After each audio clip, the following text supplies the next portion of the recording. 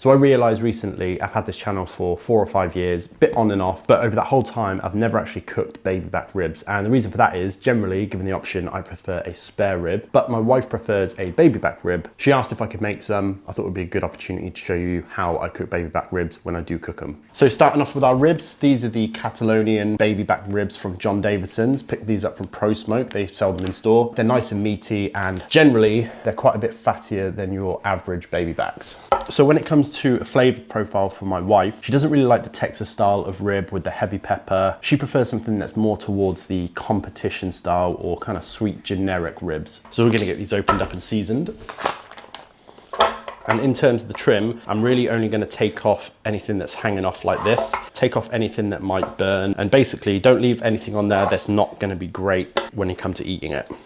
In terms of the membrane, I personally don't take the membrane off. There's a lot of fat under that membrane. If you take the membrane off, a lot of that fat is going to render out and fall into the bottom of your smoker. Whereas if you leave it on, that fat's going to be retained in there, or most of it's going to be retained in there, and it's going to render and almost confit the meat in between. Some people are bound to say that it prevents the smoke and the rub from getting into the meat. Personally, I think that you get plenty of smoke and flavor through the top side and the sides. These are going to be plenty smoky enough. They're going to have plenty of flavor, and I would rather leave the membrane on and retain some of that fat than take it off. Also, the way we're going to cook these, this membrane isn't going to go chewy or stringy or anything like that. You won't even notice that it's there, believe me. In my opinion, complete waste of time, completely unnecessary, unless maybe you're entering a competition, but I'm definitely not doing that. So in terms of the seasoning on these, I personally don't love a sweet rub. My wife doesn't particularly love a sweet rub either, but we do want to make sure that these are well salted and well flavored. We are going to make these ribs slightly sweet, but we're going to rely on a glaze or a sauce later on in the cook. So we're just going to be applying a salt-based rub to these.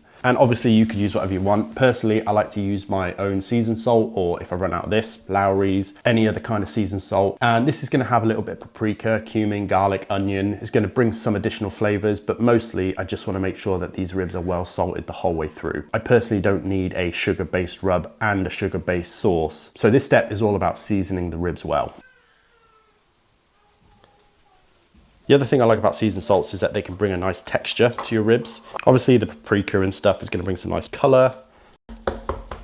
Get the sides, get the ends. There you go, some nicely seasoned ribs, purely seasoned with seasoned salt. I'm gonna get these onto the offset pit, get some good smoke color on there, get some good smoke flavor. So we'll let those ribs cook for around 4 hours, and we're just really gonna be keeping the temperatures in the region of about 250 Fahrenheit. So this is a good time to get on with some other stuff. For me, that's usually prep for other things or editing videos. But for the last couple of weeks, when I've got time to kill, I've been using the Reedley app. So Reedley is an app on your phone, iPad, tablet, computer that gives you access to over 8,000 magazine titles. It's a little bit like Netflix, where you get access to a huge library of content, all for one monthly price. It's super easy to use and has pretty much everything you could ever want. And if you're a UK-based barbecue nerd like I am, you'll be happy to know that you can even get access to the Texas Monthly magazine. So if you want to dive into the details around the most recent top 10 barbecue restaurants in the state, you can go in and check that out. And what's even better is there's a huge backlog for virtually every title, so you can go back and look at some of the older years, or if there's something in a specific issue that interests you, you can go back and find it. It's got some other cool features too, such as the ability to read offline. So if you're someone who flies regularly or maybe uses the underground a lot, you don't have to worry about signal cutting out or Wi-Fi cutting out or anything like that. You can still read all your favorite titles. The best thing for me, other than actually starting to read my favorite magazines again, is that I can do all of this without having to take anything extra with me. When I travel, I tend to travel pretty light, and generally I don't even like taking a backpack if I can avoid it. So if I'm on the train, I just like to have my keys, wallet, phone. So to be able to just pull out my phone and read the latest issue of my favorite magazines is great. And if all that sounds too good to be true, you can find out for yourself. You can use the link in the description below and get yourself 2 free whole months access to all of the titles,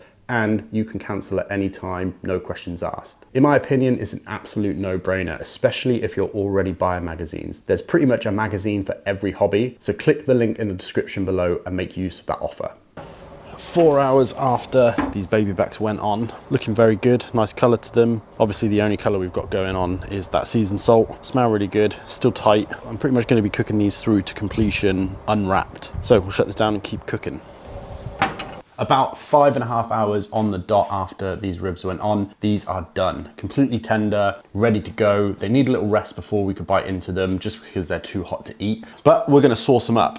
Really love the color on these. These are nice and dark. Bear in mind, we just used seasoned salt, so pretty happy with that. It was just seasoned salt, so there wasn't any kind of sweetness on here. And I like to add a barbecue sauce. So you can go with whatever barbecue sauce you want. You can make one from scratch. My wife personally loves Sweet Baby Ray's, and this is gonna be quite thick when it goes on now. I'm just gonna smooth it out. Quite thick, quite gloopy. These are definitely not the type of ribs that I enjoy, but we're gonna flip this over, meat side down, fairly quickly get these wrapped up in some foil. And I'm just gonna go through and push the meat side nice and close to that foil. So all of that sauce is covering the ribs, give it a bit of a roll. So some of those resin juices will come out. It will mix with the thick, gloopy Sweet Baby Ray's in this case. And I wanted to get these wrapped up before I go into the detail on what I'm looking for a perfectly cooked rack. And it's pretty much the same thing I do when I'm cooking spare ribs. For me, the best test is to take your 2 fingers and try and push them together between the bones in the middle of the rack. So these bones right here, I'll go right into the center of the rack, push together, and if with a little bit of force I can make my fingers touch, then for me, they're perfectly cooked. If I can do that nice and easily with my fingers, then I could definitely do it with my teeth. And that method doesn't ever seem to let me down. If you're finding there's a lot of resistance and you're having to work really hard to get your fingers to touch, then they're probably not ready. And you'll know that pretty quickly. So these were feeling nice and tender between the bones in the middle of the rack, generally the last place to get cooked. Sauced them, wrapped them, probably come back to them in about half an hour, 45 minutes. So after a little rest, these baby backs are ready to come out. They should be looking nice and glossy.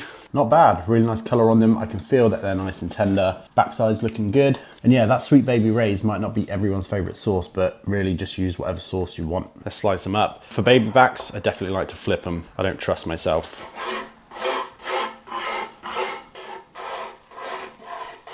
Look at those, looking nice. Looking like old school ribs. Nice and glossy, well cooked. I can tell that they're nice and tender. Good color on them. Definitely a good amount of sauce, but not too saucy. Nothing too gloopy going on. So these look very much like the ribs I used to cook when I first started cooking barbecue. That is really, really good. Comes off really, really easily. Pretty much spotless bone. Yeah, really, really good. Yeah, if I'm gonna eat this style of rib, something on the sweeter side with no pepper, then I definitely prefer it to have a heavy layer of salt first rather than a sweet barbecue rub if I'm then gonna follow it up with a barbecue sauce. So I think seasoned salt is really good, gives you a nice color, gives you a nice salty base, and then your favorite sweet barbecue sauce on top, perfect. In terms of tenderness, checking between the bones with your fingertips is definitely a really good way to do it. I mean, you can just feel it instinctively, I think, if it's too tough, if they're not ready. If you can break the meat between like this, then they're definitely ready. They're not gonna be too mushy and fall apart, but they're gonna be tender enough to eat. Nice and easily. So that's pretty much it. That's how I cook baby back ribs most of the time. Very, very simple. I do it the way my wife likes them, and they always come out pretty good. So if you like this video, please like, comment, subscribe, do all those things. It really, really does help me out. And I'll see you next week for another video.